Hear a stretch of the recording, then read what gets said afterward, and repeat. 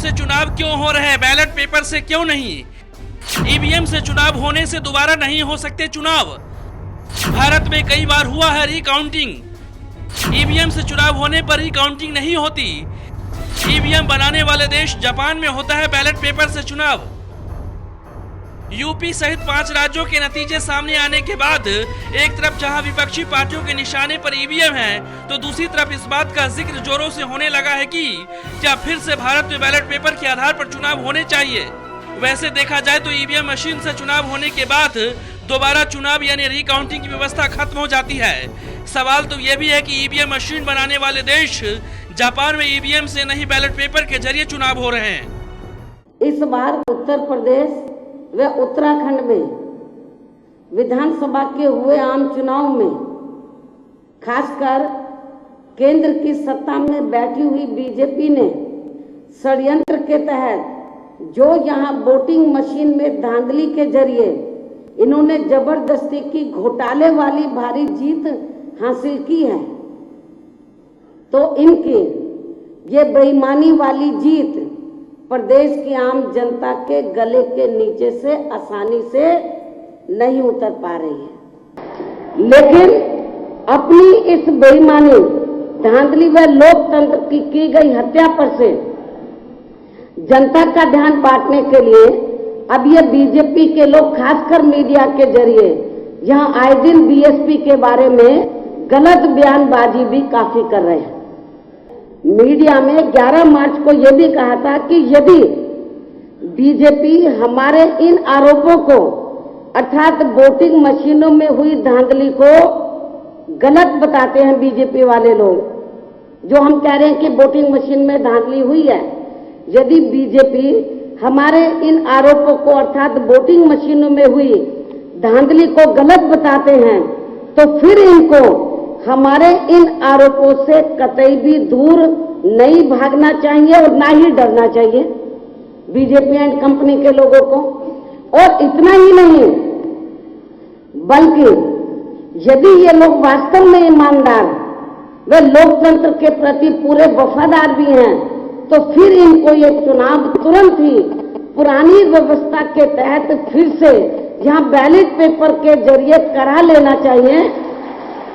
तो फिर यहाँ पूरे तौर से स्थिति स्पष्ट हो जाएगी कि चुनाव में या वास्तव में बेईमानी, धांधली व लोकतंत्र की हत्या करने वाले लोग कौन हैं। ताजा राजनीतिक नतीजे सामने आने के बाद जितना बवाल भारत में मचा, इससे कहीं ज्यादा बवाल ब्राजील में मचा है। मीडिया रिपोर्ट की माने तो ये दोनों बड़े देश में ही ईवीएम मशीन से चुनाव होते हैं, लिहाजा ऐसा नहीं है कि चर्चा हार के बाद शुरू हुई है। ऐसे में ये जानना जरूरी है कि ईवीएम का विरोध इतना क्यों हो रहा है। पहले से लेके मुझे ये कंफर्म था कि ईवीएम में टैंपरिंग किया जा सकता है। तभी ऑलरेडी सुब्रमण्यम स्वामी जो है वो ऑलरेडी केस कोर्ट में गए थे और उसके पहले उन्होंने इलेक्शन चुनाव तक नहीं लड़ा।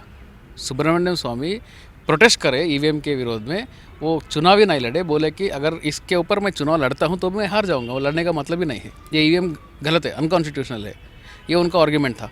तब वो किताब लिखे और हरिप्रसाद ये ऐसे लोगों के साथ में मिलकर उन्होंने ये एक्सपोज किया तो तब मुझे कंफर्मेशन मिला। बट इससे भी बड़ा सवाल अभी हमारे सामने है, केवल ईवीएम टैंपरिंग होता या नहीं होता, इससे भी कई गुना ज़्यादा बड़ा सवाल है कि या ईवीएम सच है या गलत।